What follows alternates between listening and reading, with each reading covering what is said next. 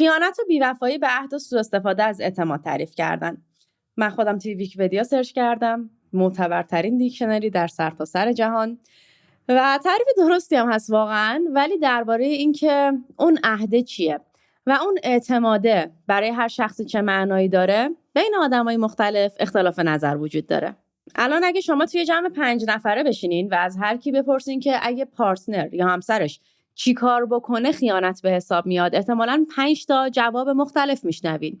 یعنی از این که اگر همسر من به یک نفر دیگه حتی نگاه کنه یا یه نفر دیگه حتی به نظرش زیبا بیاد، این به نظر من خیانت به حساب میاد داریم، تا اینکه اگه کسی بگه که نه، مثلا همسر من حتی اگر با یه نفر دیگه رابطه جنسی داشته باشم به نظر من خیانت به حساب نمیاد. یعنی ما دو سر طیفو داریم و مسئله واقعا همینه که تعریف واحد مشخصی وجود نداره.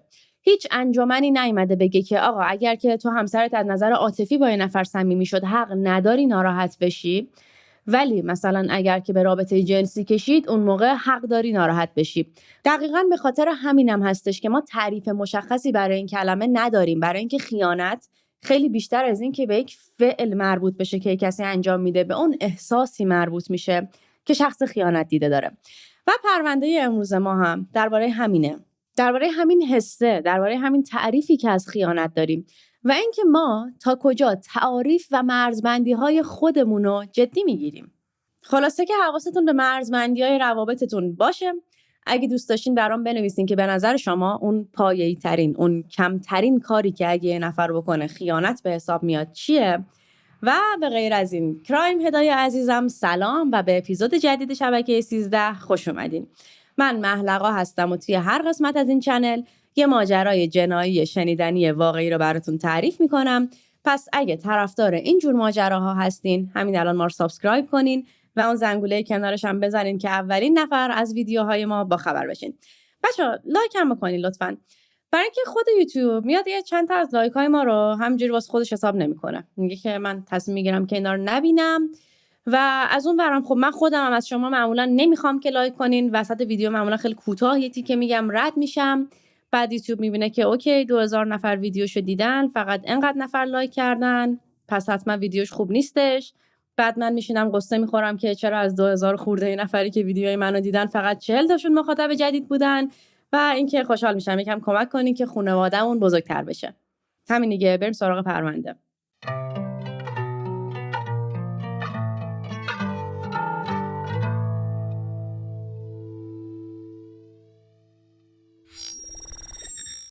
خانواده کیلر. الان اوایل سال 2008 میلادی، اواخر سال 86 خودمون توی شهر ودرفورد ایالت تگزاسیم و خانواده کیلر نزدیک 10 ساله که توی این شهر ساکنن. جیمز کریگ کیلر که همه به اسم وسطش یعنی کریگ میشناختنش، مهندس بود و توی یکی از این کمپانیایی که مربوط به زیر ساختن یه سمت مدیریتی داشت. درآمدش بیشتر از $100,000 در سال بود، یعنی تقریباً $200,000 الان، و انقدر زیاد بود که باعث شده بود خانواده کیلر نه تنها اون بحران اقتصادی سال 2008 که حتی منم حسش کردم و حس نکنن، بلکه بتونن یه خونه‌ای که شبیه به کاخ بودن برای خودشون داشته باشن و زندگی خوبی داشته باشن کلاً. کرن همسر کریگ مربی باشگاه بود، دختر بزرگشون امیلی سالای آخر دبیرستانش بود و خیلی زود قرار بود که بره دانشگاه. لورن دختر دومشون هم جزو بچه‌های محبوب مدرسه بود، خیلی شر و شیطون بود، از اینایی بود که خیلی انرژی زیادی دارن، اما با این حال شاگرد اول کلاس بود. توی بند موسیقی مدرسهشون هم ساز میزد و پسر کوچیکشون شان فقط 9 سالش بود و دوم سوم ابتدایی بود. خانواده کیلر رو همه محله میشناختن. از این خانواده‌های کم سر و صدایی نبودن که سرشون فقط تو کار خودشون باشه، نخوان کسی اینا رو بشناسه. اصلا خود امیلی و لورن یه بند موسیقی دوتایی داشتن با هم دیگه، یکیشون درام میزد، یکیشون گیتار بیس میزد، بعد با هم دیگه آهنگ مینوشتن، میخوندن، میرفتن تو پارک محل، کلا این طرف اون طرف برای خودشون میخوندن، همسایه هم رد میشدن، وای میسادن گوش میدادن، خوششون میومد. یعنی اصلا خود دخترام شناخته شده بودن.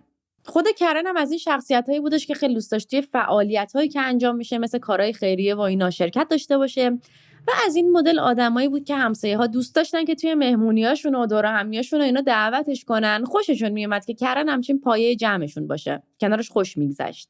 و در مورد کریگ هم همه میگفتن که خیلی سخت کوشه، خیلی خانواده دوسته، ولی بیشترین خصوصیتی از کریگ که به چشم بقیه میومد این بود که میگفتن این بشر بسیار باهوشه و اصلا نابغه است.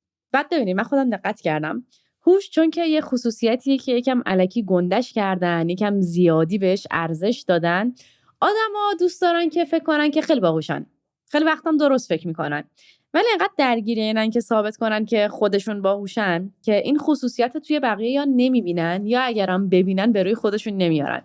برای همین واقعا واسه این که انقدر باهوش باشی که بقیه بهت بگن خیلی باهوشی، باید خیلی باهوش باشی. یعنی مثل اینکه واقعا کرگ نابغه بود. اصلا انگار که خانواده کیلر تمام معیارای یه خانواده پرفکت رو داشتن. همون چیزی بودن که آدم دوست داره یک خانواده اونجوری باشه. دوست داره پدر یه همچین خانواده‌ای باشه، همسر یه همچین خانواده‌ای باشه، توی همچین خانواده‌ای به دنیا بیاد. کیلر ها قشنگ همونجوری بودن. البته متاسفانه مثل خیلی از پرونده‌های دیگه‌ای که به چنل من و چنل‌های جنایی دیگه ختم میشن، در نهایت خانواده کیلر هم فقط از بیرون اینجوری به نظر می رسیدن و درون این خانواده کلاً یه وضع دیگه‌ای در جریان بود. رفتار خود اعضای خانواده بیرون از خونه یه جوری بودش که انگار تونسته بودن کاملاً این دوتا زندگی رو از همدیگه جدا کنن. انگار اصلا فکر نمی‌کردن به اینکه توی خونه چه خبره، پشت اون درها چه خبره.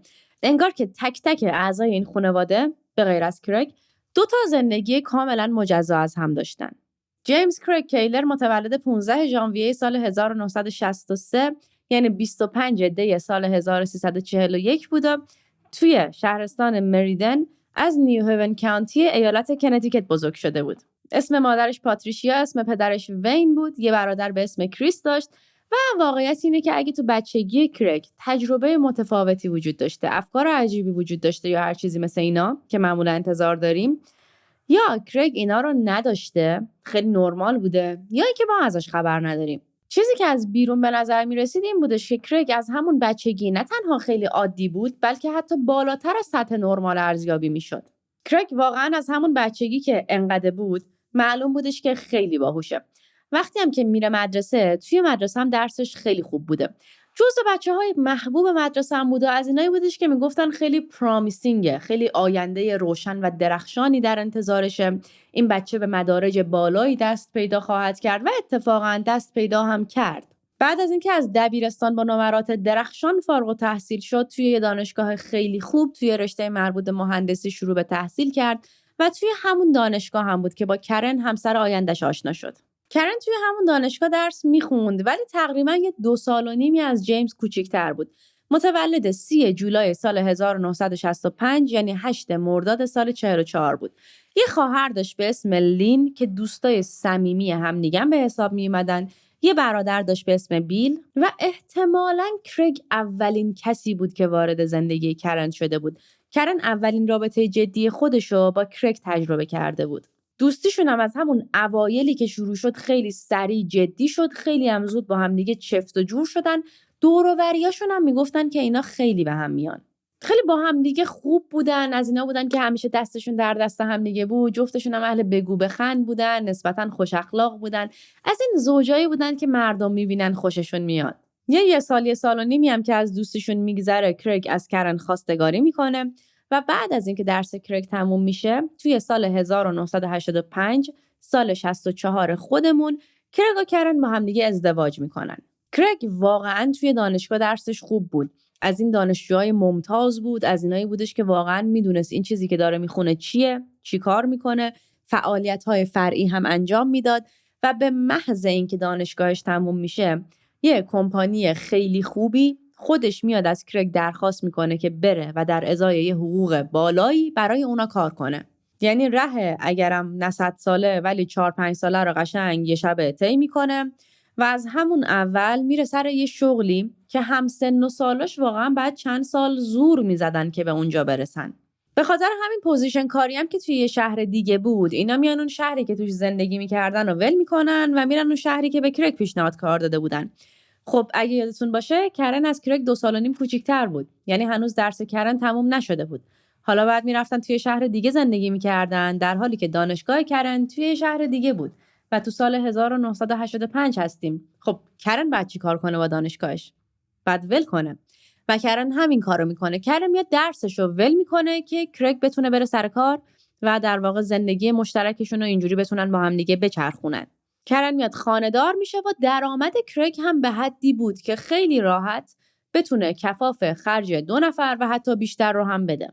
منتها از سال 1985 که اینا با هم دیگه ازدواج کردن تا سال 1992 هر چند سال یه بار یه کار بهتر با حقوق بالاتر به کرگ پیشنهاد میشد و کرن و کرگ خیلی توی ایالت‌ها و شهرهای مختلف جابجا میشدن. خیلی واقعا جاهای زیادی بودن. یه مدت توی کلرادو بودن، یه مدت توی اوکلاهاما بودن، یه مدت توی یه ایالت دیگه بودن. دختر اولشون امیلی هم توی اپریل سال 1991 یعنی فروردین سال 70 به دنیا اومد.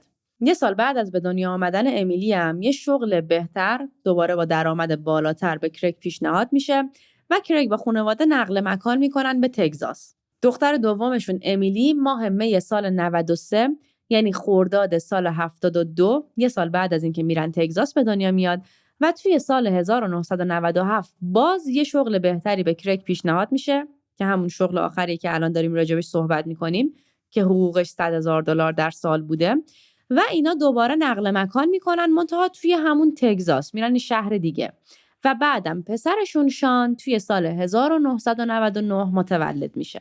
همونطور که گفتیم میان یه دونه خونه خیلی بزرگ و خفن و عملاً کاخ-طوری هم میخرن توی همون تگزاس دیگه جاگیر میشن.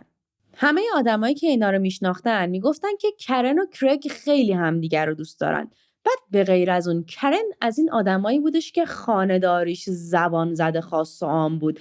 همیشه خونش تمیز بود، همیشه مرتب بود، انواع غذاهای خوب و خوشمزه، انواع دسرها، شیرینی‌ها، همه چی رو بلد بود درست کنه به بهترین شکل ممکن.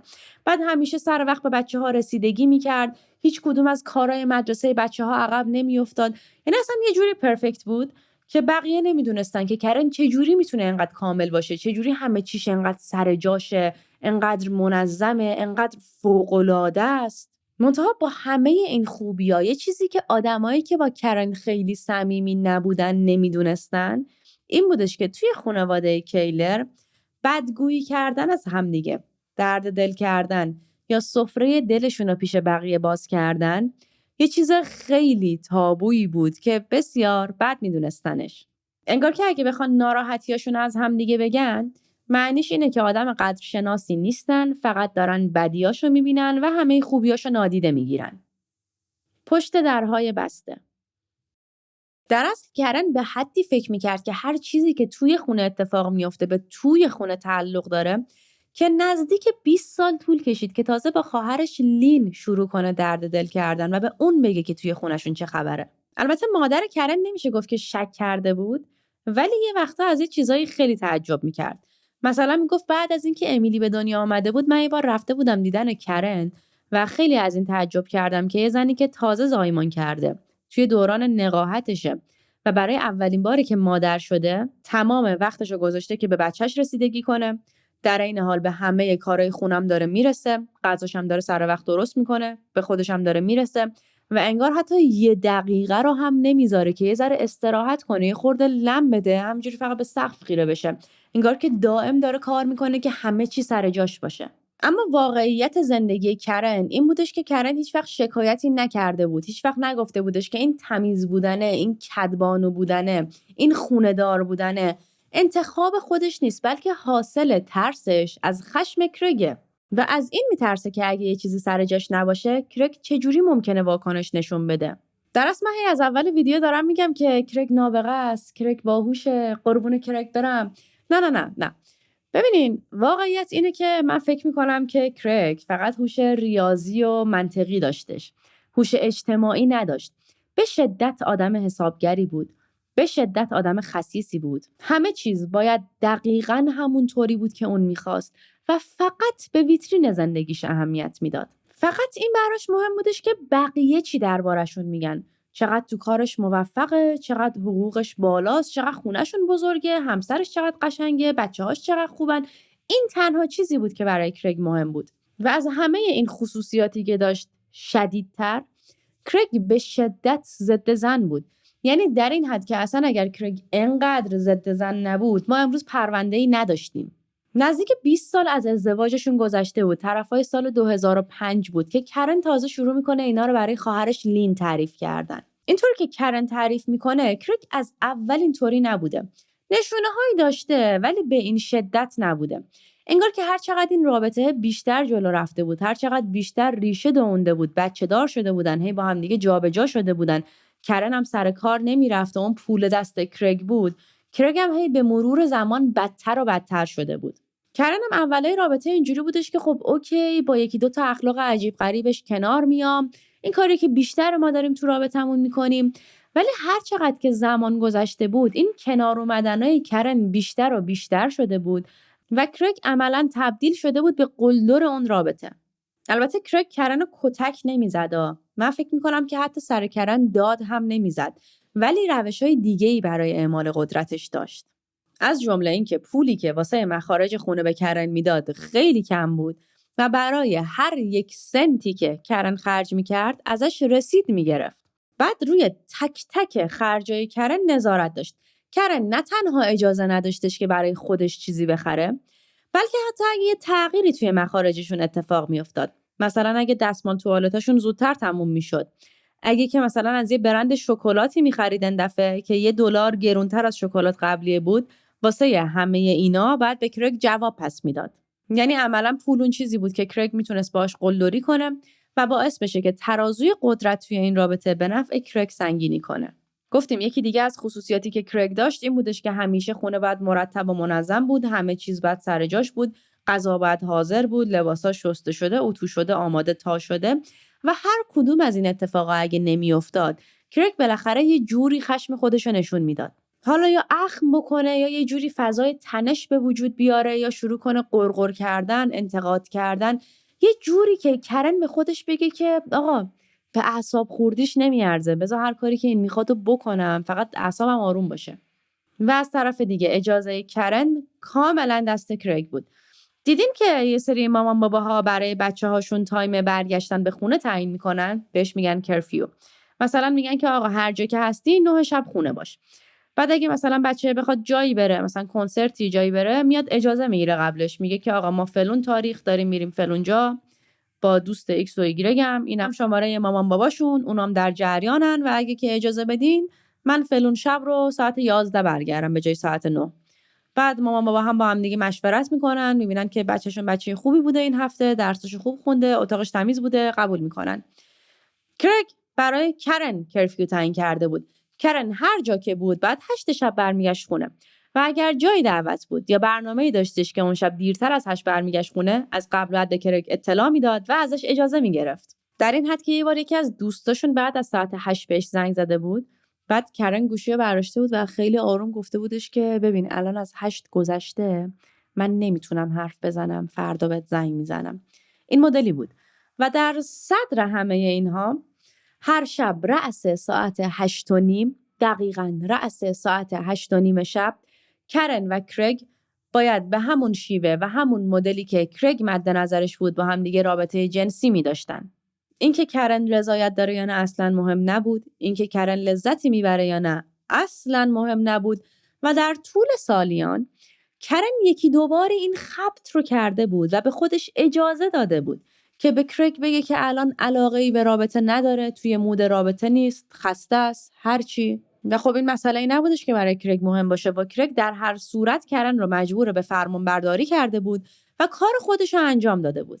الان دیگه تقریبا یه 20 سالی از رابطهشون گذشته بود و کرن دیگه داشت به اینجاش میرسید.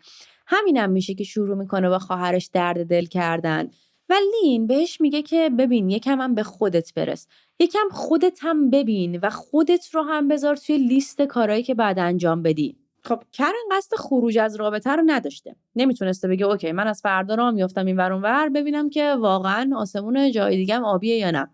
نه قصد اینو نداشته، ولی میاد از یه چیز خیلی کم شروع میکنه.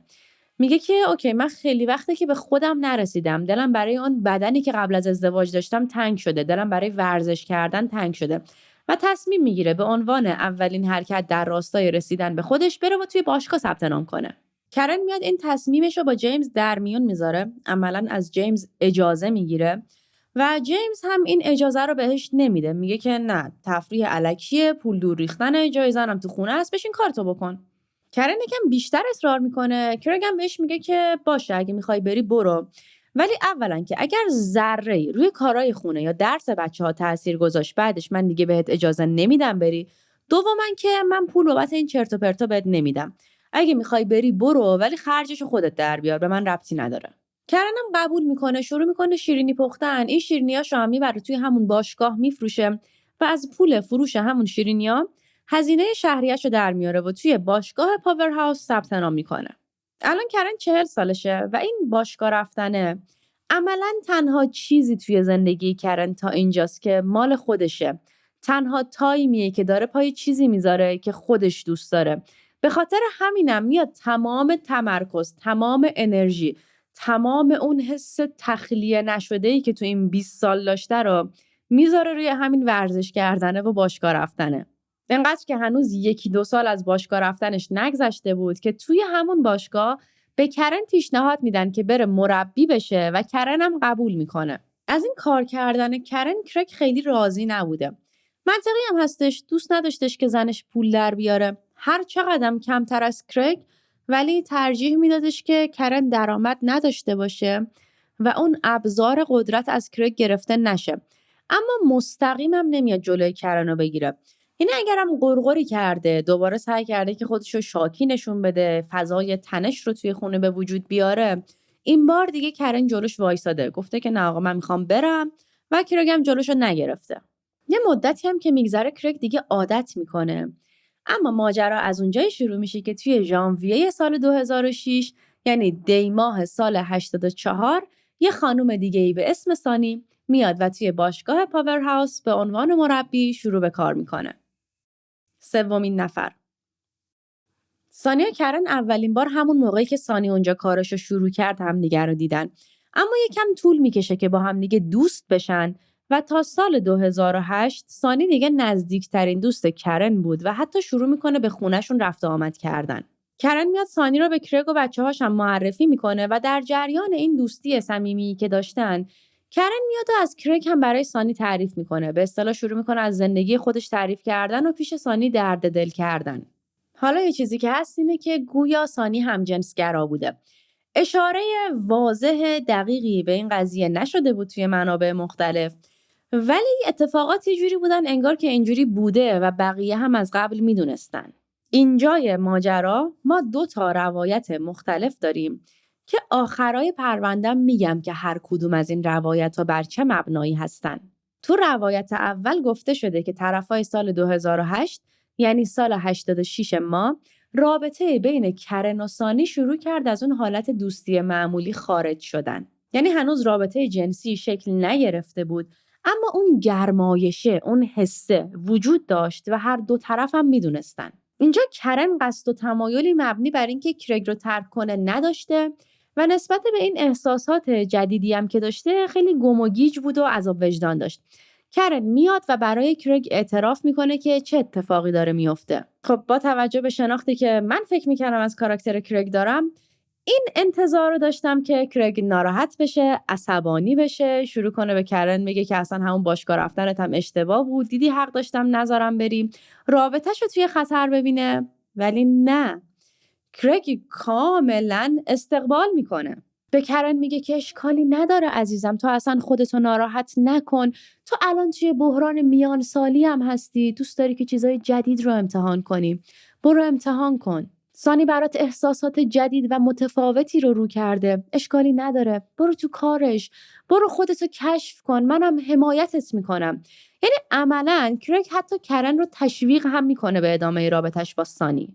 خب یکی مثل کرگ با این خصوصیاتی که گفتیم چرا باید همسرش رو تشویق هم بکنه به اینکه بره با یه نفر دیگه رابطه داشته باشه؟ یا ما داریم زیادی کرگ و منفی جلوه میدیم، یا یه چیز دیگه‌ای هم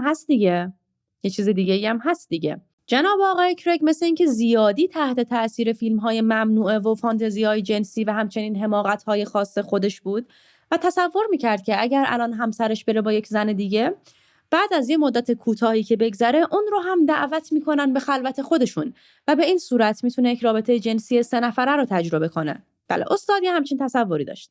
حالا اینی که گفتیم روایت اول بود. توی روایت دوم میگن که اون گرمایش بین سانی و کرن بوده. خود کرن میدونسته یا نه نمیدونیم، ولی بوده و از طرف بقیه حس میشده. و گفته میشه که این خود کرگ بود که رفت و به همسرش کرن گفتش که ببین من فکر میکنم که سانی از تو خوشت میاد. حالا اینی که گفتیم روایت اول بود.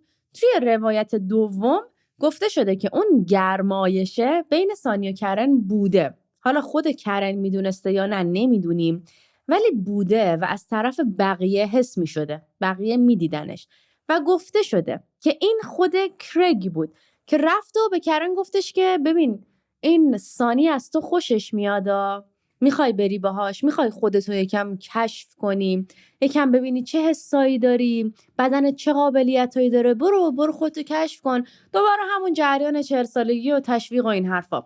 یعنی توی یه روایت این کرن بود که اومد به کرگ اعتراف کرد و توی یه روایت دیگه این خود کرگ بودش که کرن رو تشویق کرد که بره و با سانی رابطه داشته باشه. هر کدوم از این روایات که صحیح باشن به هر صورت رابطه بین کرن و سانی با رضایت و اطلاع کرگ شروع میشه و بعد از اون کرگ شروع میکنه به خود سانی پیام دادن. مسیجایی هم که میداده از این مسیجایی نبوده که مثلا شوهر دوستت یا شوهر پارتنرت بهت میده و نه، اصلا این مدل نبوده.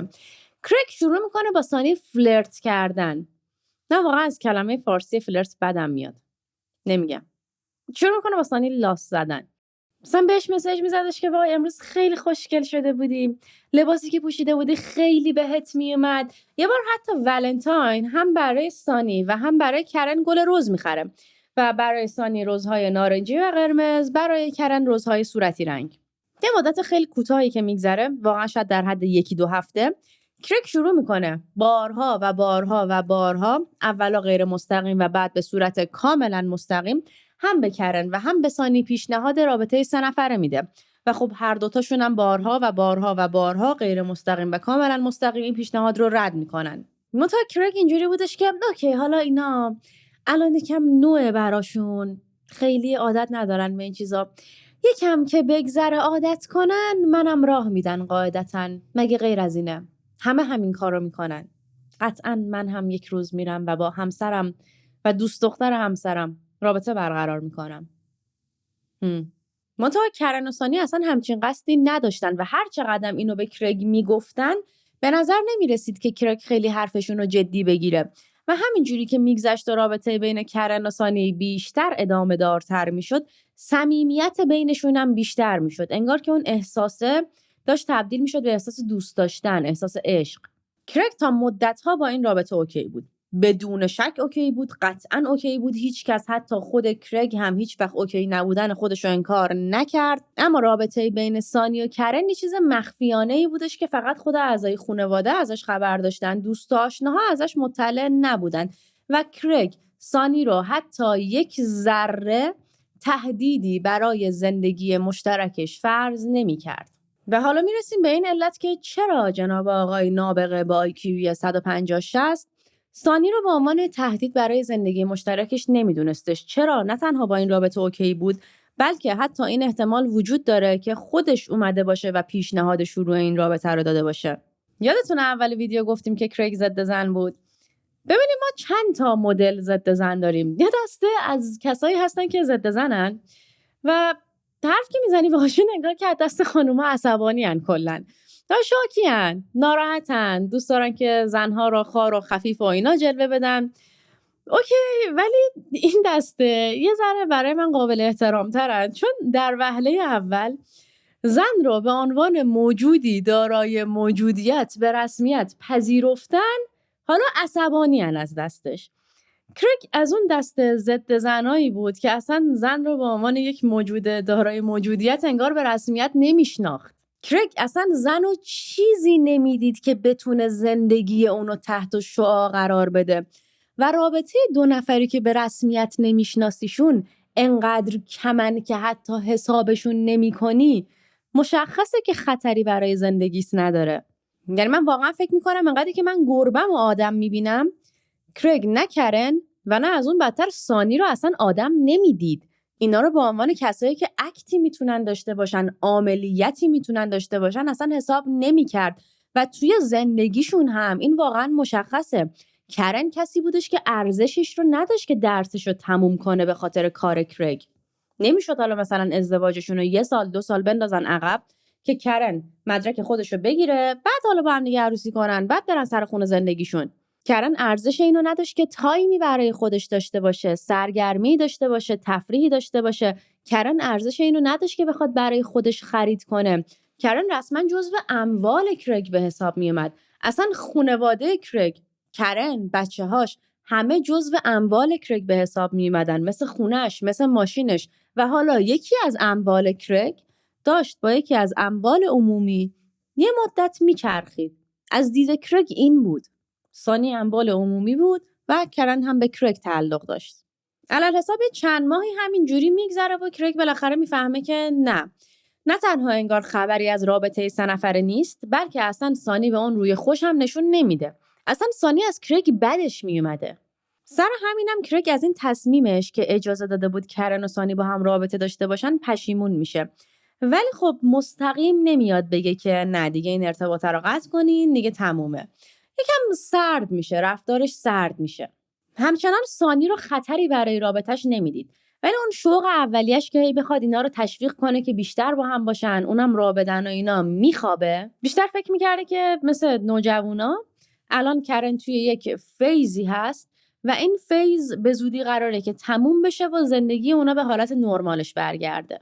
همون موقع هم توی ماه جولای سال 2008 یه فرصتی پیش میاد که برای کرگ عملاً یه تیر و دو نشون بود. از طرف یک کمپانی زیرساختی که مربوط به آب و برق بوده توی ایالت میزوری، شهر کلمبیا، یه پیشنهاد کاری به کرگ میدن که حقوقش خیلی بالا بوده. سالی $150,000 در سال بود، یعنی عملاً 1.5 برابر چیزی که تا الان داشت در می آورد و این رقم به حدی بالا بود و کرگ کلاً به حدی متخصص بود که توی اون سال بالاترین حقوق از نظر حقوق بگیرا، نه کسایی که سهام دارن تو شرکت، توی شهر کلمبیا به حساب می اومد. یعنی کرگ بیشترین حقوق رو توی سال 2008 توی شهر کلمبیا داشت و حتی اون شرکتی که استخدامش کرد مجبور شدن که سیاست‌ها و استراتژی‌های تعیین حقوقشون رو تغییر بدن که بتونن یکی مثل کرگ رو استخدام کنن. کرگ از این پیشنهاد خیلی استقبال میکنه، ولی دلیلش فقط اون حقوق و سمت بالاه نبوده، بلکه از این خیلی خوشحال بود که الان دیگه میتونن برن یه ایالت دیگه و رابطه بین کرن و سانی بدون اینکه کرگ عملاً دخالت مستقیمی کرده باشه خودش تموم میشه. پیشنهاد رو قبول میکنه، خودش زود جمع میکنه میره میزوری. کرن و بچه‌ها هم تقریباً 1-2 ماهی همون توی تگزاس میمونن. کارهای مربوط به مدرسه بچه‌ها بوده، کارهای مربوط به فروختن خونه بوده، ولی بعد از 1-2 ماه بالاخره به کرگ ملحق میشن. جدایی. خب اول بگم که اگه تا اینجای ویدیو با ما همراه بودین و هنوز ما رو سابسکرایب نکردین، یادتون نره که سابسکرایب، لایک، کامنت، معرفی کردن ما به دوستاتون و کلاً حمایت شما اصلی ترین انگیزه ماست برای اینکه این مسیر رو ادامه بدیم و بریم سراغ ادامه پرونده. به این ترتیب بود که تا اواسط سال 2008 همه اعضای خانواده کیلر میرن شهر کلمبیا، ایالت میزوری. از اونجایی که خب بالاخره ظاهر خیلی مهمه، از همون اولم میان خونه 370 متری میگیرن، پولش هم داشتن دیگه، نوش جونشون. کرگ میره سر کار، بچه‌ها مدرسه‌شون رو میرن، کرن هم به عنوان مربی توی یه باشگاه دیگه کار پیدا میکنه. اما برخلاف تصور کرگ، رابطه بین کرن و سانی ادامه پیدا میکنه. کرگ در کمال تعجب میبینه که ایمیل اومده، یه چیزی به اسم اینترنت داریم، موبایل اختراع شده، اینا با هم دیگه حرف میزنن، هنوز با هم درد دل میکنن حتی اگه نمیتونن رابطه جنسی داشته باشن. بعد تعجبم میکرده این مدلی بودی که مثلا چه معنی داره رابطه جنسی نمیتونین داشته باشین، ارتباطتون رو ادامه میدین. و در کمال خیلی خیلی تعجب کرگ، هواپیما حتی قبل از موبایل اختراع شده بود و درست بودش که کرن اجازه نداشت بدون اجازه کرگ برگرده تگزاس، ولی سانی میتونست بیاد میزوری و سانی بعضی وقتا میومد میزوری و کرن رو میدید و کلا هم کرگ از این ماجرا اصلا خوشش نمیومد. منتها مشکلش این بودش که خیلی واضح هم نمیتونست جلوشون رو بگیره. نمیتونی خودت پیشنهاد بدی که آقا برو با فلونی رابطه داشته باش، یا حتی موافقت کرده باشی از اول گفته باشی که آره خیلی هم خوبه برو ببین چی میشه، و بعد از 6 ماه بگی که نه ببین از اینجا به بعد خیانته. تا الان اوکی بوده، دیگه از اینجا به بعد خیانت حساب میشه و من ناراحت میشم. نمیتونست، عقلش هم میرسید که نمیتونه این کارو بکنه، ولی ناراحت بوده. کلا شاکی بود از این ماجرا و احتمالاً اینکه اون رو به عنوان شخص سوم قبول نکرده بودن تأثیر بسزایی تو این ناراحتیش داشت. خلاصه میگذره، یه چند ماهی به همین ترتیب میگذره تا 31 دسامبر سال 2008، شب سال نو سال 2009 بود که چند تا از دوستاشون از تگزاس یه مهمونی به مناسبت شب سال نو برگزار میکنن و خانواده کیلر رو هم به این مهمونی دعوت میکنن. توی این مهمونی سانی هم به عنوان دوست مشترک خانواده میزبان و همچنین خانواده کیلر حضور داشته. کرن و سانی چند وقتی بود که همدیگر رو ندیده بودن، دلشون تنگ شده بود. توی اون مهمونی هم مثل اینکه مقدار زیادی نوشیدنی خوردن و خیلی واضح جلوی چشم بقیه همش ور دل همدیگه بودن. هی دست همو میگرفتن، دستشون رو میذاشن رو پای همدیگه، در گوشی حرف میزدن و حتی یه بار یه جا همدیگه رو بوسیدن. عملاً این که یه چیزی بین کرن و سانی هست از نگاه همه کسایی که توی اون مهمونی بودن انکار ناپذیر بود. کرگ خب حقم میشه بهش داد، خیلی عصبانی میشه، ولی انگار راه در روش هم پیدا میکنه که آقا این قرار بوده چیزی بین خودمون باشه، حالا شما دارین علنیش میکنین. کرگ خیلی عصبانی میشه، شروع میکنه داد و بیداد کردن و همه کسایی که تو اون مهمونی بودن بعدن گفتن که اون مهمونی بدترین مهمونی بود که تا حالا تو زندگیشون رفتن. این اون میزبانای بدبخت فکر کنم که خیلی دوست داشتن زمان برگرده به عقب و کیلرها و سانی رو دعوت نکنن. که این همه هزینه کردی، زحمت کشیدی، بعد چند نفر دیگه مهمونی تو رو به هم میریزن. به هر صورت کرگ شروع میکنه سر کرن داد و بیداد کردن. کرن هم جواب کرگو میده، با هم دیگه بحثشون میشه. کرگ حتی کرن رو هول میده و یه جوری هم بد هولش میده که کرن میفته زمین، سرش میخوره به زمین تا چند سانتی متر روی زمین کشیده میشه و تمام بازوهاش و اینام زخم و زیلی میشه. از اون طرف میزبان ها میبرن سانی رو یه گوشه، باهاش صحبت میکنن و بهش میگن که ببین رفتاری که کردی خیلی زشت و ناشایست بود و از سانی درخواست میکنن که اون مهمونی رو ترک کنه. سانی قبول نمیکنه. بهشون میگه که من واقعا معذرت میخوام، شما حق دارین، رفتار من زشت بود، دیگه تکرار نمیشه، ولی من مهمونی رو ترک نمیکنم برای اینکه من نگران امنیت کرنم. صاحب مهمونی هم قبول میکنه. سانی هم یکم دیگه با کرن صحبت میکنه، دلداریش میده، ولی در نهایت کرن و کرگ اون شب مهمونی رو زودتر ترک میکنن و بعد از اون شب خیلی چیزا توی زندگی کرن و کرگ عوض میشه.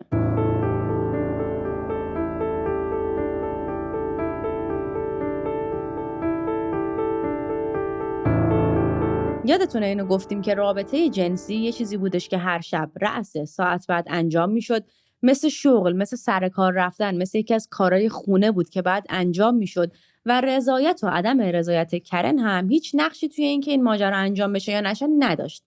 اولین کاری که بعد از اینکه برمیگردن کلمبیا کرن میکنه این بودش که میاد اتاق خوابش رو عوض میکنه و از داشتن هر گونه رابطه جنسی با کرگ سرباز میزنه.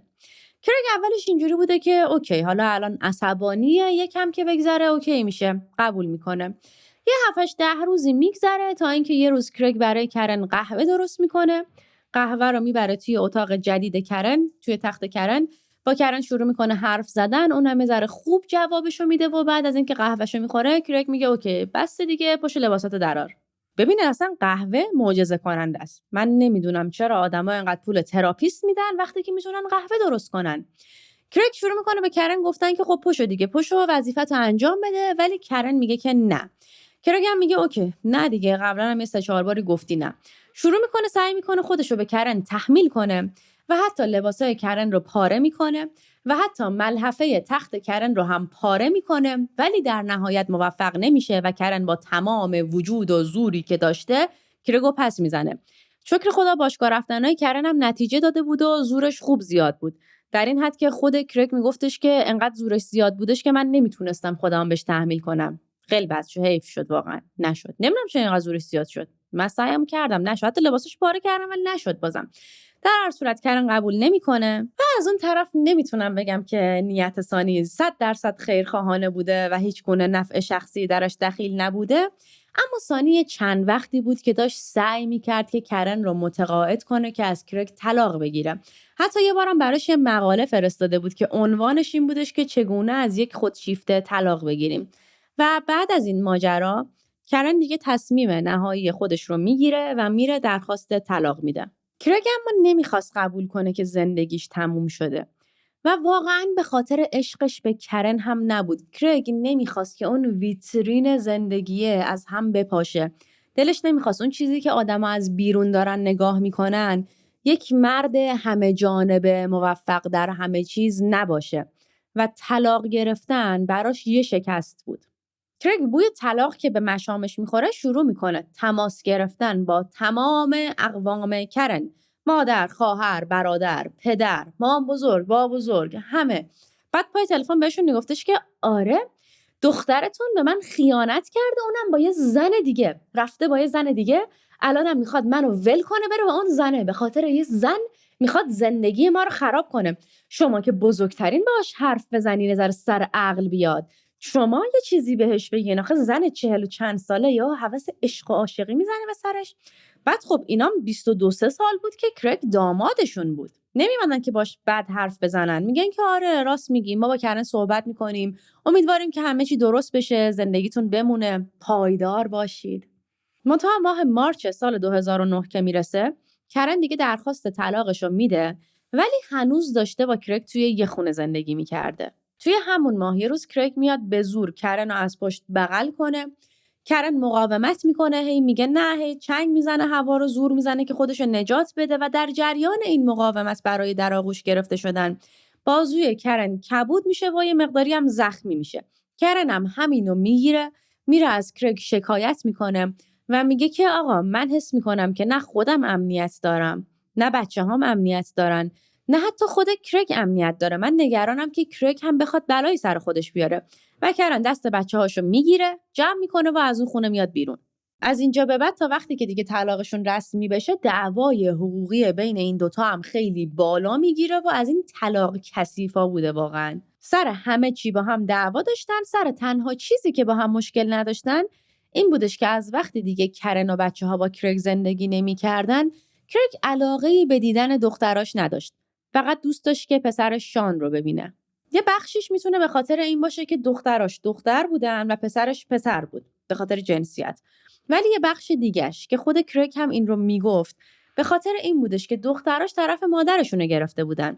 حتی یکی از دختراش برگشته بود گفته بودش که مامان یه آدم بزرگ و بالغه، میتونه خودش برای خودش تصمیم بگیره و حق داره که خوشحال باشه. بعد کرگ عصبانی بودش که این به چه حقی همچین حرفی زده، یعنی چی که بزرگه میتونه برای خوش تصمیم بگیره، حق داره خوشحال باشه، این چرت و پرتا چی میگی، من اصلا نمیخوام شما رو ببینم.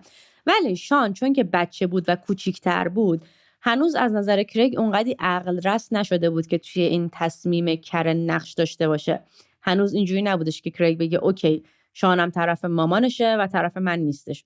برای همین با شان اوکی بود. حالا یا به خاطر جنسیت بود یا به خاطر این مسئله بود یا هر دوتاش، ولی کرگ فقط دوست داشت کلا پسرشو ببینه.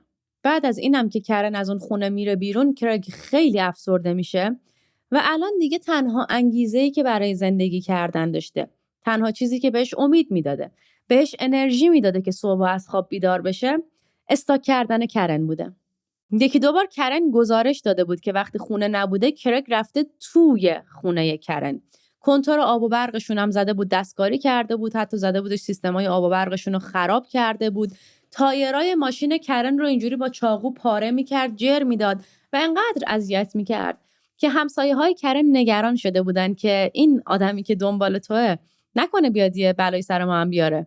بعد کرن بهشون گفته بودش که نه نگران نباشین، این شوهر سابقمه، فقط با من کار داره، شماها امنین، فقط منم که جام امن نیستش، ولی نگران نباشین چیزی نیستش. همسایه‌ام اینجوری بودن که خب خدا رو شکر، مرسی که گفتی، خیالمون راحت شد. از اون طرفم کرگ خودش توی شبکه‌های اجتماعی هی کرن رو دنبال میکرد که ببینه الان کجاست، داره چی کار میکنه. و از اون طرف خودش هر بار عکسی از کرن و سانی یا از اون بدتر کرن و سانی و بچه هاشون رو میدید، حالش خیلی بد میشد. و در صدر همه اینها کرگ کامپیوتر کرن و لورن دخترشون رو هک کرده بود. خود کرن هم فهمیده بودش که هم لپتاپ خودش و هم لپتاپ لورن هک شده و همون موقع یه متخصص مربوط به این امور که کارش هم خیلی خفن بود استخدام میکنه. این متخصص بعد از اینکه کامپیوتر کرن رو چک میکنه میگه که ببین من تو زندگی موارد هک بسیار زیادی دیدم، ولی این یکی سخت‌ترینشه و هر کی که بوده کارش خیلی خوب بوده. میگه معمولا یه نرم افزاری میان روی کامپیوتر نصب میکنن که باعث میشه هک بشه و یه نفر از بیرون دسترسی داشته باشه. حالا نرم افزار معمولا هیدن هستش، ولی در مورد کرن و لورن اصلا همچین نرم افزاری وجود نداشته. هر جای کامپیوتری که میگشته هیچی پیدا نمیکرده که نصب شده باشه و به یکی دیگه دسترسی داده باشه. دست آخرم بعد از کلی گشتن و اینا میفهمه که اصلا سیستم کرن و لورن به صورت دستی و در برخورد از نزدیک هک شده. یعنی به احتمال زیاد در یکی از همون دفعاتی که کرگ یواشکی اومده بود توی خونه کرن، زده بود لپتاپ کرن و لورن رو هم هک کرده بود. بعد یه جوری بودش که به هر چیزی که وارد سیستم اینا میشد یا از سیستم اینا خارج میشد کاملا دسترسی داشت، یعنی چه آنلاین و چه آفلاین. و همچنین اومده بود از طرف خود کرن برای دوست آشناهاشون ایمیل فرستاده بود، ایمیلای خیلی بد. و از اونجایی که 23 سال هم بود با هم دیگه ازدواج کرده بودن، عملاً هر کی که تو زندگیشون میشناختن آشنای مشترک به حساب میومد. یعنی کرگ کاملاً میتونستش با ذکر جزئیات از یه نفر بد بنویسه، بگه که آره تو شوهرت فلانه، کارش بیساره، از خال روی چونت حالم به هم میخوره، این چه چنل یوتیوبی که تو داری حالم از صدات به هم میخوره. قشنگ میتونست با جزئیات یه جوری توهین کنه که کرن دهنش سرویس بشه که بخواد به طرف مقابل ثابت کنه به خدای من نبودم، این شوهر دیوونه منه که من دارم سعی میکنم ازش طلاق بگیرم. حالا سوال اینجاست که کرگ که این همه داشت کرن رو استاک میکرد، دنبال این بودش که کرن چی کار میکنه، کجا میره، میرفت در خونه کرن مزاحمت ایجاد میکرد، پس کی کار میکرد؟ سوال خیلی خوبیه، خودم مطرحش کردم ولی خیلی سوال خوبیه. و جوابش هم اینه که خب نمیکرد. سر کارم همش داشت کرن رو استاک میکرد، دنبال این بودش که الان تو کدوم شبکه اجتماعی چه پستی گذاشته، کجا رفته، عکسی گذاشته یا نه. و همینم باعث میشه که هی خطاهاش توی کار بیشتر و بیشتر بشه، هی بیشتر و بیشتر گزارشش بدن و در نهایت از کرگ درخواست میکنن که استعفا بده.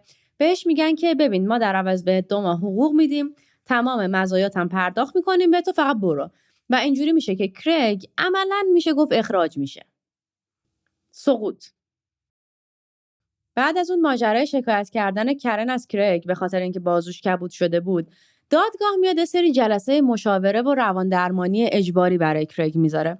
توی این جلسات تشخیص میدن که کرگ افسردگی خیلی حاد داره و میان سری داروی ضد افسردگی برای کرگ تجویز میکنن، ولی کرگ هیچ کدوم از این داروهاش رو حتی یک بار هم مصرف نمیکنه. بعد از اینم که از سر کارش اخراج میشه، افسردگیش دیگه به قعر یا به اوج خودش میرسه. به کدوم میرسه؟ به قعر خودش میرسه. و یادتونه که کرنم گفته بودش که من از این خونه میخوام برم برای اینکه هم نگران امنیت خودم هستم، هم نگران امنیت بچه‌هام، همین که اصلا نگران اینم هستم که کرگ بلای سر خودش هم بیاره. این نگرانی فقط مختص کرن نبود. پدر مادر کرگ هم نگران بودن که نکنه کرگ برای خودش خطرناک باشه. به خصوص که با اونام پای تلفن حرف میزد و عصبانی بود. یه بار برگشته بود به باباش گفته بودش که من اینجا توی خونه 400 متری تنها نشستم، در حالی که کرن داره اون بیرون عشق و حالشو میکنه و همه این بدبختی‌ها و تنهایی‌های منم تقصیر کرنه. بعد از اینم که کارشو از دست میده، اصلا دوباره سعی نمیکنه که کار دیگه‌ای پیدا کنه و به جاش الان دیگه تمام وقت داشت کرن رو استاک میکرد، ببینه کجا میره، چی کار میکنه، با کی میره، کی با سانی میچرخه، کی بچه‌هاشو میبره پیش سانی و میگذره تا اینکه توی اکتبر سال 2009 وضعیت مالی کرگ به اندازه‌ای بد میشه که دیگه نمیتونسته خونه رو نگه داره. نه اینکه وضعیتش بد بشه یهو مثلا 2-3 ماه کاملا ورشکست بشه ها، ولی به یه جایی میرسه که میفهمیده که با این وضعیت به زودی قراره که ورشکست بشه و تصمیم میگیره که خونه رو نگه نداره و اکتبر سال 2009 برمیگرده خونه مادر پدرش. همون موقع حالش بدترم میشه، افسردگیش بیشترم میشه. یعنی الان دیگه تمام اون ویترینی که کرگ ساخته بود، تمام اون تصویری که از یک آدم پرفکت، یک خانواده پرفکت داشت، کامل ریخته بود زمین. زن و بچهش که رفته بودن هیچی دیگه، شغلش هم از دست داده بود. و حتی یه بار برمیگرده به باباش یه جمله میگه توی این مایه ها که من الان یه مرد 46 ساله‌ای هستم که برگشتم و دارم خونه مامی و ددیم زندگی میکنم. انگار که بخواد خودشو مسخره کنه که توی این سن مجبور شدم برگردم خونه مادر پدرم. و خیلی مامان باباش نگران این بودن که نکنه کرگ واقعا به خودش آسیب بزنه. منتها کرگ همون موقع ها برگشته بود جمله‌ای به برادرش گفته بودش که من اگر هم بمیرم، مرگم خیلی پر سر و صدا، طوفانی و با افتخار خواهد بود. ببینین آدم وقتی بخواد در خفا آسیبی به خودش بزنه همچین جمله‌ای رو نمیگه. و برادر کرگ هم میگفتش که این از اون جملاتی بود که کرگ نمیگفت. این مدلی نبودش که بگیم از این چرت و پرتا زیاد میگه، جمله قصار زیاد از خودش در میاره. اوت آف کاراکتر بود. یه چیز دیگه که شاید ذره براتون جالب باشه اینه که کرگ انقدر عاشق زن و بچهش بودش که نمیخواست ولش کنن برن. بعد از اینکه جدا میشن دادگاه براش مقرر میکنه که ماهیانه $2180 برای حضانت بچه‌هاش باید پرداخت کنه. فقط برای بچه‌هاش، یعنی برای کرن هیچی. و کرگ میاد به این حکم اعتراض میکنه. منتها بعدش چون کارشو واقعا از دست میده، اعتراضش مورد قبول واقع میشه و میان این رقمه رو خیلی کمتر میکنن. یعنی اینو دارم میگم که اون موقعی که این حکم براش بریدن، کرگ با احتساب مالیات تقریبا $8000 و اگه مالیات رو حساب نکنیم $12500 داشت در ماه در می آورد. ولی $2000 برای 3 تا بچهش به نظرش خیلی رقم زیادی بود. منتها تا اکتبر سال 2009 دیگه واقعاً $2000 براش رقم زیادی بود و افسردگیش هم گفتیم خیلی شدید شده بود و همون دورها حتی میاد یه بار با پدرش صحبت میکنه، بهش میگه که من یه وقتا یه سری افکار خیلی عجیب غریب و خصمانه‌ای دارم و نمیتونم جلوی این فکرها رو بگیرم، خیلی زندن، خیلی واقعی‌ان، نمیتونم جلوشون رو بگیرم. و باباش هم فکر میکردش که کرگ داره به این فکر میکنه که به خودش آسیبی بزنه. از این جهت خیلی بیشتر هی نگران کرگ میشد. کرگو یه دقیقه توی خونه مامان باباش بذاریم، برگردیم سراغ کرن ببینیم که اون ور چه خبره. کرن الان رابطه‌شو با سانی داشت ادامه میداد. رابطه‌شون هم دیگه اکسکلوسیو شده بود، یعنی این مدلی بودش که فقط با هم دیگه بودن، با کس دیگه ای نبودن. دخترش امیلی دانشگاه میزوری قبول شده بود، قرار بودش که به زودی درسش رو توی رشته داروسازی شروع کنه. کرن هم تصمیم گرفته بودش که ادامه تحصیل بده و توی همون دانشگاهی که امیلی قبول شده بود توی رشته هلت ساینس، علوم بهداشت فکر کنم میشه، ثبت نام میکنه و قرار بودش که با امیلی درسشون با هم شروع بشه. لورن و شان هم هنوز مدرسهشون رو میرفتن، ولی از این طرف کرگ از این که میدید کرن بدون اون داره زندگیشو میکنه و خوشحاله خیلی شاکی بود و گفتیم دیگه خودشم میگشت به صورت اکتیو، به صورت فعال دنبال این که ببینه اینا الان کجان، عکسی گذاشتن توی فیسبوک یا مای اسپیس یا نه، و هر باری که عکسی از اینا میدید آتیش میگرفت. خیلی خیلی خیلی هم از این شاکی بود و میسوخت که کرن چجوری بدون اون داره زندگیشو ادامه میده، چجوری بدون اون خوشحاله، چجوری بدون اون هنوز نمرده، چجوری کرگ پایه و ستون اصلی این رابطه و خانواده نبود و کرن و دختراش بدون کرگ اصلا هنوز زندن، هنوز دارن نفس میکشن. از اینا خیلی شاکی بود. خب 31 اکتبر جشن هالووینه و اون سال کرگ متوجه میشه که سانی، کرن و بچه هاشون با هم دیگه رفتن مسافرت. حتی میگرده ببینه که اینا توی چه هتلی اقامت داشتن و اوایل ماه نوامبر میاد یک ایمیل بلند بالا برای بیل برادر کرن میفرسته. تو این ایمیل باز میگه که آره کرن به من خیانت کرده، بعد با همون زنی که به من خیانت کرده پشدن بچه‌های منو بردن یه شهر دیگه مسافرت تریک، بعدم رفتن توی فلون هتل با ذکر نام هتل، شبش هم توی اتاق هتل با هم دیگه رابطه جنسی برقرار کردن با ذکر جزئیات تصوراتش از رابطه جنسی که لابد این کارو کرده، بعد اون کارو کرده. اینا رو همه رو نوشته برای برادر کرن که آره بیا تحویل بگیر، خواهرت همچین آدمیه. نمیدونم انتظار داشته که برادر کرن چه جوابی بده، ولی خب بیل میاد جواب ایمیلش رو میده و خیلی محترمانه بهش میگه که کرگ ببین گذشته ها دیگه گذشته، کرنم مووان کرده، داره زندگیشو میکنه، ول کن، تو هم بگذر، تموم شد دیگه، تو هم برو دنبال بقیه زندگیت ادامه داره، چیه این کاره که داری میکنی؟ کرگ از این ایمیل بیل خیلی بهش بر میخوره. اما بعد از این ماجرا پدر مادر کرگ احساس میکنن که کرگ دیگه افسردگی سابقش رو نداره، انگار که حالش بهتر شده، دیگه راه میره تو خونه، یه وقت کارهای خونه رو انجام میده، نسبت به یه سری چیزای دیگه به غیر از کرن و بچه‌هاش اشتیاق نشون میده و میگن که اوکی کم کم کرگ داره بهتر میشه. اون چیزی که وین، پاتریشیا و خیلیای دیگه نمیدونستن و نمیدونن این بودش که خیلی وقتا آدما بهتر به نظر میرسن، نه برای اینکه بهتر شدن، برای اینکه بالاخره تصمیمشون رو گرفتن، نقشه هاشون رو کشیدن، میدونن میخوان چی کار کنن، در نتیجه دیگه خشمگین، افسرده و سردرگم نیستن. شکرگزاری خونین. 4مین پنجشنبه از ماه نوامبر هر سال روز شکرگزاریه. روزی که مردم دور خانواده هاشون جمع میشن، بنا به رسم بوقلمون میخورن و برای نعمتهایی که بهشون داده شده شکر میکنن. پنجشنبه 26 نوامبر سال 2009 کرگ درخواست کرده بود که شان پسرش روز شکرگزاری رو پیش اون باشه. با هم دیگه رفتن ماهیگیری، رفتن شکار. پاتریشیا و وین براشون غذاهای خوشمزه درست کرده بودن و خلاصه روز خوبی بود. به شان خیلی خوش گذشت. از اون طرفم کرن، سانی و دختراشون اولین عید شکرگزاریشون رو به عنوان یک خانواده جدید و تأسیس توی خونه لین، خواهر کرن، گذروندن. منتها کرن یه رسمی داشت که همیشه هر جا که بود 1-2 روز بعد از عید شکرگزاری میرفت خونه مادر بزرگش دوروتی که اون زمان 89 سالش بود و یه روز هم پیش مادر بزرگش میگذروند. روز پنجشنبه 28 نوامبر شان که خیلی بهش خوش گذشته بود، به درخواست پدرش زنگ میزنه به کرن و میگه که میشه من آخر هفته رو هم پیش بابام بمونم. اما کرن بهش میگه که نه، تو میدونی که ما قول دادیم به مامان بزرگ دوروتی که امروز بریم پیشش و اگه تو نباشی خیلی ناراحت میشه. قرار بر این میشه که کرن بیاد دنبال شان و کرگ به حدی از اینکه کرن اجازه نداده بود شان رو پیش اون بمونه عصبانی میشه که اصلا از خونه میزنه بیرون، میره بانک. نمیره بانک بزنه، کلا میره بانک. وقتی که کرگ خونه نبود، پاتریشیا مادر کرگ شان رو میده دست کرن و با هم دیگه میرن خونه دوروتی. اون روز کرگ 46 ساله از بانک بر نمیگرده خونه، بلکه مستقیم میره سمت خونه دوروتی، مادر بزرگ کرن.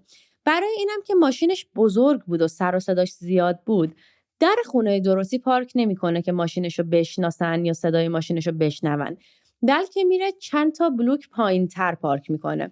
بعد همونجا توی ماشین منتظر میمونه. ساعت طرفای 6 عصر بود. شان کلکسیون سکه داشت. سکه جمع میکرد. اون روزم با کرن توی خونه دوروتی چند تا سکه قدیمی پیدا کرده بودن و داشتن با هم دیگه توی آشپزخونه این سکه ها رو تمیز میکردن و جلا میدادن. دوروتی روی صندلی آشپزخونه داشت استراحت میکرد. امیلی توی اتاق نشیمن بود و لورن هم طبقه بالا توی یکی از اتاقا بود. شان توی آشپزخونه پیش کرن بود و داشتن سکه ها رو تمیز میکردن که شان یهو دید در پشتی خونه که توی آشپزخونه بود باز شد. باباش اومد داخل و خیلی خیلی سریع بدون اینکه هیچ حرفی بزنه اسلحه بزرگی که دستش بود و آورد بالا و 2 بار به کرن 44 ساله شلیک کرد. شان وحشت زده از خونه دوید بیرون و همون موقع بازم صدای شلیک شنید. با اینکه فقط 10 سالش بود، به تنها چیزی که داشت فکر می‌کرد این بودش که الان هر طور شده باید یه تلفن پیدا کنه. از اون طرف دوروتی موفق میشه که با 911 تماس بگیره و تماسش هم نصفه میمونه. صدای تماس دوروتی رو داریم اما نمیدونم بذارم یا نه، چون یکی از وحشتناکترین تماس‌های 911 هست که من تا حالا توی زندگیم شنیدم. با این حال تماسش نصفه میمونه و شان داشت به این فکر میکرد که هر جوری شده باید یه تلفن پیدا کنه و زنگ بزنه به پلیس. همون موقعی که میاد بیرون دوباره سعی میکنه برگرده توی خونه، اما لای در که باز میکنه باباشو میبینه که هنوز با اسلحه وایساده توی خونه. دوباره در رو میبنده و فرار میکنه. میره سمت خونه یکی از همسایه‌ها، در میزنه، کسی خونه نبوده. دوباره در میزنه، زنگ میزنه، کسی خونه نبوده. میره سمت خونه یکی دیگه از همسایه‌ها، اونا در رو باز میکنن. شان بهشون میگه که بابای من داره به مامانم و خواهرام شلیک میکنه و از خونه اونا موفق میشه که با پلیس تماس بگیره. از اون طرف کرگ بعد از شلیک کردن به کرن میره توی اتاق نشیمن، امیلی رو میبینه و 2 بار به دختر 18 ساله خودش شلیک میکنه. برمیگرده و چشمش به دوروتی میخوره که وحشت زده بود و پای تلفن داشت داد میزد و 1 بار به دوروتی شلیک میکنه. بعد میره طبقه بالا، لورن رو توی اتاق پیدا میکنه، 2 بار به دختر 16 ساله خودش لورن شلیک میکنه و بعد از خونه خارج میشه. سوار ماشینش میشه و میره. کرگ در مجموع 7 بار شلیک میکنه. 2 بار به کرن و هر کدوم از دخترهاش و 1 بار به دوروتی. هیچ کدوم از تیرهای کرگ خطا نمیره و تمام شلیک ها به اعضای حیاتی بود. اولین افسر پلیسی که رسید سر صحنه جرم آقای نیتن پرلینگ بود. اولش رفتش یواشکی توی ایوون خونه وایساد، از پنجره توی خونه رو نگاه کرد ببینه که شخص مسلح هنوز تو خونه هست یا نه و از همونجا مقدار خیلی زیادی خون دید که روی زمین ریخته شده بود. نیتن سریع رفت توی خونه با آمبولانس خبر کرد. اول از همه چشمش به کرن افتاد که از همون نگاه اول معلوم بود که جون خودشو از دست داده. بعد نگاهش به دروسی افتاد که اون لحظه بیهوش بود و بعد از طبقه بالای خونه صدا شنید. یکی که میگفت نمیتونه نفس بکشه و کمک میخواست. نیتن دوید رفت طبقه بالا و اونجا لورن رو پیدا کرد که هنوز زنده بود ولی با توجه به خون خیلی زیادی که ازش رفته بود و با توجه به گلوله هایی که به اعضای حیاتی بدنش وارد شده بودن از همون اول معلوم بود که لورن نمیتونه نجات پیدا کنه. نیتن سعی میکنه که حواس لورن رو پرت کنه، سعی میکنه حواسش رو از دردی که داره میکشه پرت کنه. لورن ترسیده بود، داشت میگفتش که نذار من بمیرم، تو رو خدا نذار من بمیرم. داشت میگفت نمیتونه نفس بکشه، داشت میگفت که احتیاج به هوا داره و هی میگفت که من ترسیدم، تو رو خدا نذار من بمیرم. نیتن شروع میکنه با لورن حرف زدن، بهش میگه آروم باش، الان امدادگران میان، الان نیروهای متخصص میان. از لورن میپرسه که کی این کارو باهاتون کرد. لورن بهش جواب میده که پدرم، کار پدرم بود. همین موقع ها بود که امدادگران میرسن ولی لورن حتی به بیمارستان هم نمیرسه و قبلش جون خودشو از دست میده. بعد از اینکه امدادگران میرسن نیتن میره طبقه پایین و اونجا تازه با بدن بیجون امیلی توی اتاق نشیمن روبرو میشه. 3 بدن بیجون کرن، امیلی و لورن و دوروتی که به سختی هنوز زنده بود به بیمارستان منتقل میشه. Hold on. Don't move. I know. Don't move. I don't want to die. We're going to take care of you, okay? Make me alive. دادگاه کرگ اون روز بعد از قتل عام خانواده‌اش برنگشت به خونه. پلیس اومد تمام راه‌ها رو بست که کسی نتونه از شهر خارج بشه. گروه‌های جستجو رو انداختن و مشخصات ماشین کرگ و خودش رو وارد دیتابیسشون کردن که هر جا دیدنش بتونن دستگیرش کنن. ولی با اینکه ماشینش رو فقط یکم بعد توی یه پارکینگ پیدا کردن، کرگ رو 13 ساعت طول کشید تا پیدا کنن. جالبه که وقتی پیداش کردن با ماشینش فقط 1-2 کیلومتر فاصله داشت ولی ظاهرش یه طوری بود که انگار این 13 ساعت رو توی جنگل بوده. یه حالت آشفته ژولیده عجیب غریبی داشتش، سرگردون بودش، انگار که مثلا بی خانمان باشه، حالش خوب نباشه، مریض باشه یا همچین طورایی. و وقتی که دستگیرش کردن هیچ مقاومتی نکرد. زیر لب گفتش که آره من همونیم که دنبالش میگردین، درست گرفتین، من همونی هستم که میخواستین بگیرین. تو ماشین کرگ یه اسلحه پیدا کردن، چاقو پیدا کردن، جعبه مهماتی رو پیدا کردن که با همونها خانواده‌اش رو به قتل رسونده بود. حتی داروهایی رو پیدا کردن که روانپزشکش براش تجویز کرده بود ولی مصرف نکرده بود، اما آلت قتاله اصلی هیچ وقت پیدا نشد. از همون اولم که کرگ رو بردن برای بازجویی و حقوقش رو براش خوندن، کرگ اصلاً قتلا رو انکار نکرد، اصلا نگفت که کار من نبوده. همه چی رو گردن گرفت ولی یه جوری بود که انگار نه پشیمون بود و نه حتی دلش خنک شده بود. حتی توی بازجوییش خیلی روی قتل‌ها مانور نمیداد. همون جوری داشت برای پلیس هم درد دل میکرد. میگفت که آره من زنم بهم خیانت کرد، منم اولش اوکی بودم، بهش اجازه دادم این کارو بکنه، گفتم که برو خودتو کشف کن، ولی بعدش خیلی دیگه پیش رفت و منو ول کرد و رفت با همون زنی که منو ول کرده بود و یه همچین جوری شروع کرد صحبت کردن.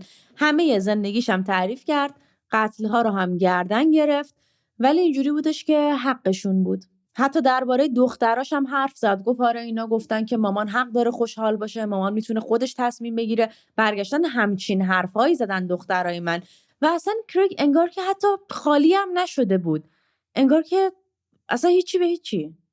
تمام بازجوییش فقط این بود که داشت پشت سر کرن حرف میزد که چطور از پشت اون خنجر زده و زندگیشون رو نابود کرده. تا اینجا جرم کرگ 1 فقره ورود غیرقانونی، 3 قتل عمد و همچنین 1 اقدام به قتل عمد بود. اما دروسی مادر بزرگ کرن فقط 3 روز بعد توی بیمارستان جون خودش رو از دست میده و جرم کرگ میشه 4 قتل غیر عمد. با این حال دادگاه‌های اولیه کرگ تا سال 2011 طول میکشه. یعنی اون دادگاه‌های استماعیش، دادگاه بدویش. و بعد دادستانی تصمیم میگیره که جرم کرگ یک فقره کپیتال مردر باشه. همون قتل عمده، اما از این جهت که دادستانی میخواسته بره دنبال حکم اعدام. یعنی اگر 4 فقره قتل عمد بود، اینجوری بودش که 4 تا حبس ابد میگرفت و دادستانی تصمیم میگیره که برای کرگ برن دنبال حکم اعدام. یعنی عملا دادگاه سر گناهکار بودن یا بیگناهی کرگ نبود، برای اینکه خب خود کرگ هم اعتراف کرده بود و همه اینا مشخص بود. دادگاه سر این بودش که آیا کرگ حکم اعدام بگیره یا نگیره. وکیلای کرگ از اون طرف میان دفاعیشون رو میبرن روی جنون و اینکه مشکلات روانی داشته. و ببینین واقعا میگم دادگاه‌های کرگ یکی از کثیف‌ترین دادگاه‌هایی بود که من تا حالا شنیدم. یعنی هر دو طرف یه جوری زدن هم و کوبوندن که واسه آدم سوال پیش میومدش که شما شبا چجوری خوابتون میبره؟ چجوری اذیت نمیشین از این که هستین؟ واقعا چجوری میخوابین؟ چجوری زندگی میکنین؟ هر دو طرفا. یعنی حتی به کرگ هم یک تهمت‌هایی زدن که آدم میگفت نه دیگه این نه. مثل این که مثلا گفته بودن که کرگ فانتزی این رو داشته که کرن جلوی چشم اون با مردهای دیگه رابطه جنسی برقرار کنه و کرن رو مجبور میکرده که این کارو بکنه. در صورتی که هم خود کرگ این رو به شدت رد میکنه، هم دور و بریاش میگن که نه اصلا به کرگ نمیاد، هم خیلی از کسایی که کرن رو میشناختن میگفتن که نه کرن همچین حرفی نزده بود، هم به نظر من واقعا به شخصیت کرگ نمیاد. ولی در این حد حتی به کرگ هم میتوپن. از اون طرف تیم دفاعی هم میان کرن رو که حتی نمیتونست از خودش دفاع کنه تا جای ممکن میکوبن. میگن که آره کرن قبلا هم خیانت کرده بود، با مردهای مختلفی بودش، از جمله به خصوص یک مرد که مثلا فلون سال باهاش بود. بعد خب اینم به کاراکتر کرن نمیخوره، این اصلا به کاراکتر کرگ هم نمیخوره، اصلا به زندگیشون نمیخوره، به هیچی نمیخوره. ولی هر دو طرف میان طرف مقابل رو تا جایی که میتونن میکوبن، خورد میکنن. برای همینم واقعا این پرونده از نظر اینکه آدم بخواد تکه های داستان رو کنار هم بچسبونه و بفهمه که کدوم درست بود کدوم غلط بود، خیلی پرونده سختیه. درباره ارتباط بین سانی و کرن مثلا، خود سانی شهادت داد و گفتش که همه چی از کرگ شروع شد. کرگ بود که این پیشنهاد داد و لحظه و ثانیه‌ای از رابطه من و کرن نبود که کرگ ازش بیخبر باشه.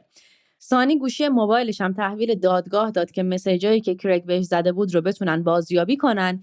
از اون طرف وکیل طلاق کرن هم اومد شهادت داد و اونم گفتش که کرن به من گفته بودش که کرگ بود که رابطه بین من و سانی رو شروع کرد و اون بود که این پیشنهاد داد.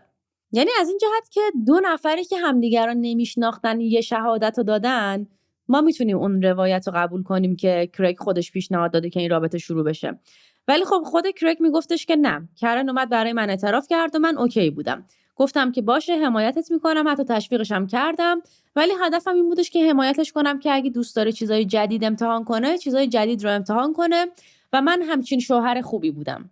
به غیر از این از هر دو طرف وکلا و دادستانی خیلی متخصصا و روانشناسای خیلی زیادی اومدن شهادت دادن. من همه رو نمیگم، اما روانشناس‌هایی اومدن شهادت دادن که کرگ نمیتونسته فرق بین درست و غلط رو تشخیص بده و واقعا دچار جنون و مشکلات روانی بوده. و همچنین این رو هم گفتن که اگر کرگ خشم داشت، کینه داشت و میخواست انتقام بگیره، به سر یا به قلب قربانی ها شلیک میکرد، ولی کرگ به هیچ کدوم از این 2 عضو شلیک نکرده. در نتیجه این نشون میده که کینه شخصی ازشون به دل نداشته.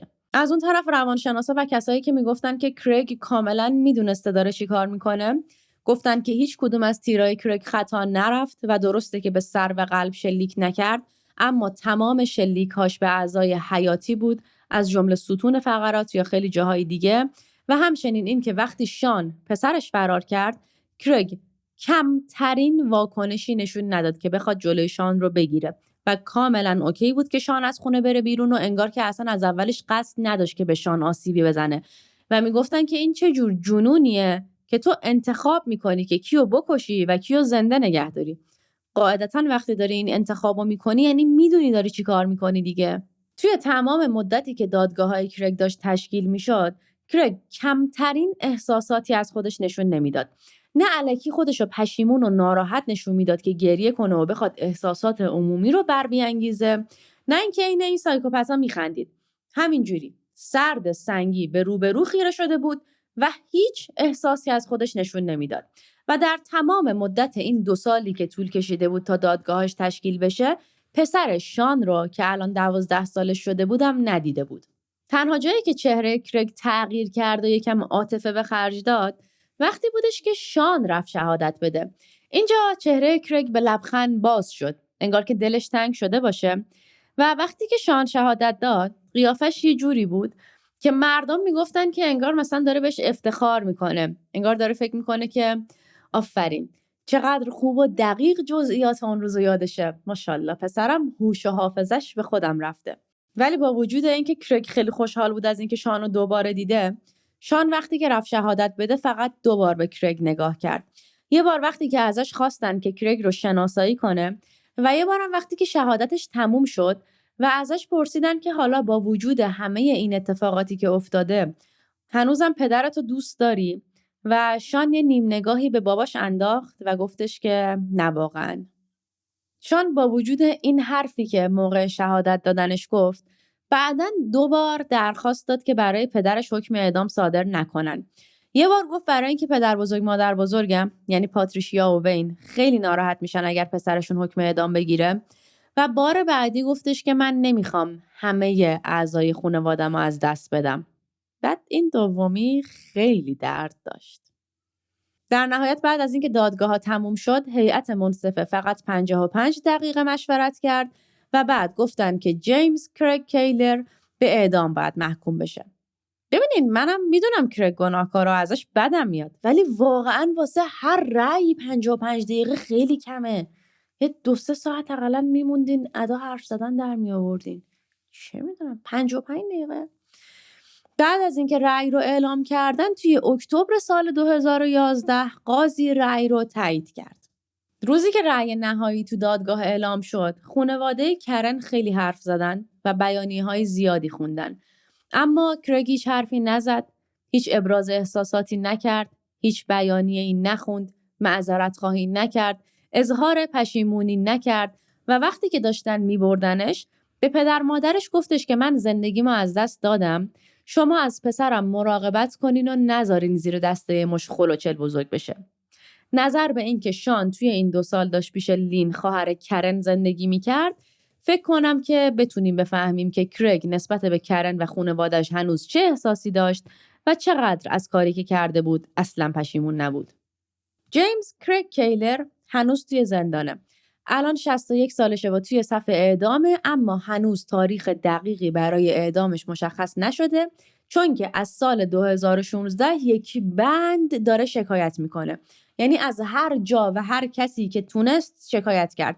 اولش درخواست داد که براش دادگاه تجدید نظر برگزار بشه، موافقت نشد. بعدش تونست یه جوری پروندهش رو ببره دیوان عالی اداری، تونستش از خود دادستان شکایت کنه، حتی از خود ایالت شکایت کرد، از قوانین ایالتی شکایت کرد. الان هم که تو سال 2024 درگیر شکایت از دادستان برای این که میگه اعضای هیئت منصفه با سوگیری انتخاب شدن و بعضی از این اعضا داستان پرونده کرن رو شنیده بودن و یک نفرشون حتی کرن رو میشناخت. حالا بین خودمون بمونه، احتمالاً هم درست میگه. یه بخشی از شکایتش هم سر اینه که میگه من واقعا جنون داشتم، مشکل روانی داشتم، فرق بین درست و غلط رو نمیفهمیدم. ایالت خیلی بد کرد، قوانین ایالتی یه جوری بودن که ما اصلا نمیتونستیم پرونده جنون رو مطرح کنیم. ولی در تمام این سالهایی که کرگ زندانه، همه روانپزشکایی که معاینش کردن میگن که کرگ تا همین امروز، تا همین الانی که ما نشستیم و داریم این پرونده رو تعریف میکنیم، ذره‌ای احساس پشیمونی از خودش نشون نداده نسبت به کاری که کرده. یعنی کرگ واقعا مشکل روانی داشت، تو این شکی نیست. اما سوال اصلی که باید پرسیده بشه و توی دادگاه هم سعی میکنن به این سوال جواب بدن اینه که فرق بین درست و غلط رو میفهمید، انقدری عصبانی بود که نتونه جلوی خودشو بگیره. یعنی جواب این سوال است که مشخص میکنه آیا تو دچار جنون شده بودی یا نه، آیا تو مشکل روانی داشتی یا نه. و واقعیتش اینه که کرگ مشکل داشت، ولی کرگ خودش هم میدونست مشکل داره. براش دارو تجویز کرده بودن و این داروها رو نخورده بود، حتی تلاش نکرده بود که حالش خوب بشه. همه نگرانش بودن و هیچ قدمی برای اینکه یه ذره زندگیشو بهتر کنه بر نداشته بود. حتی همین الانم از کاری که کرده پشیمون نیست و این واقعا شبیه یه کیسی نیستش که بگیم اوکی طرف جنون داشته، طرف مشکل روانی داشته. نه اصلا. با این حال تا زمانی که دونه دونه شکایت‌های کریگ به نتیجه نرسه و پروندهش کامل بسته نشه، تاریخ اعدامش مشخص نمیشه. اما چه به زودی مشخص بشه و چه نه، ما حداقل اینو میدونیم که کریگ هیچ وقت قرار نیست که از زندان بیاد بیرون. پرونده کریگ هنوز بسته نشده، اما پرونده امروز ما به پایان رسید. امیدوارم که براتون جالب بوده باشه و اگر که این پرونده رو دوست داشتین، پیشنهاد میکنم که پرونده اندریا ییتس رو هم ببینین که نمونه واقعی یک کیس روانی چجوری میتونه باشه. همین دیگه، مرسی که تا اینجای ویدیو با ما همراه بودین. هفته دیگه میبینمتون و خدا نگهدار.